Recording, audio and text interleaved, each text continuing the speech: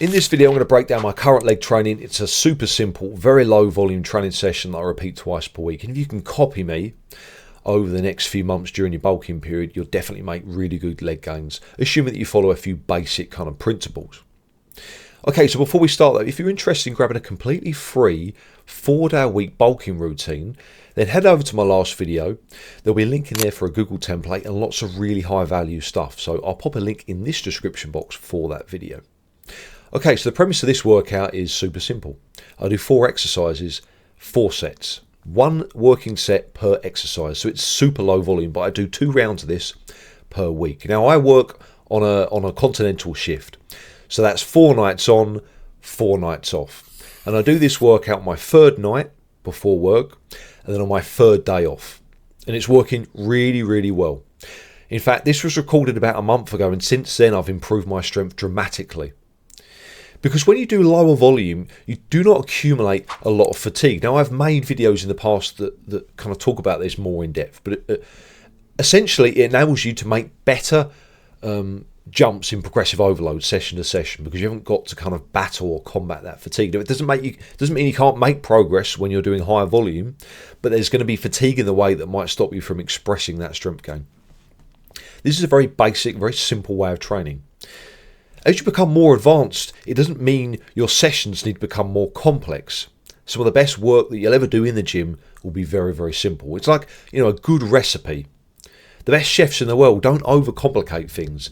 Sometimes they keep it very simple, but do it very well. And that's the case with your training.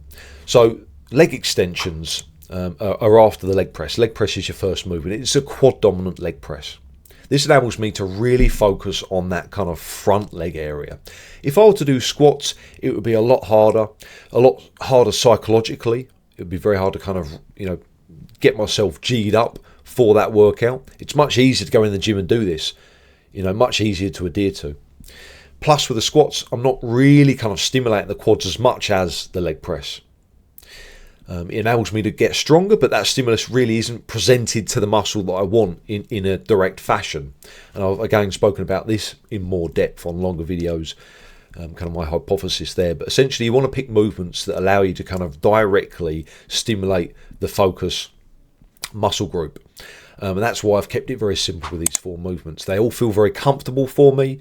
They're the most comfortable exercises that I find, and I seem to respond the best to in terms of kind of how it feels. And that's a really good indication that if you add weight to that, it's going to be pretty beneficial in basically accumulating more stimulus over time on that muscle. Because that's the only reason you're trying to increase load. It's to increase stimulus presented to that muscle.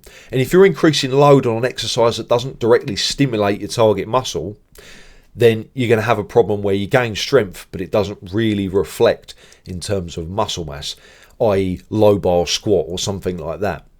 Even your deadlift variations. There's a lot more going on there. So with those kind of movements, they're very simple. Not a lot can go wrong, and you can just kind of chip away at those movements over time by adding weight.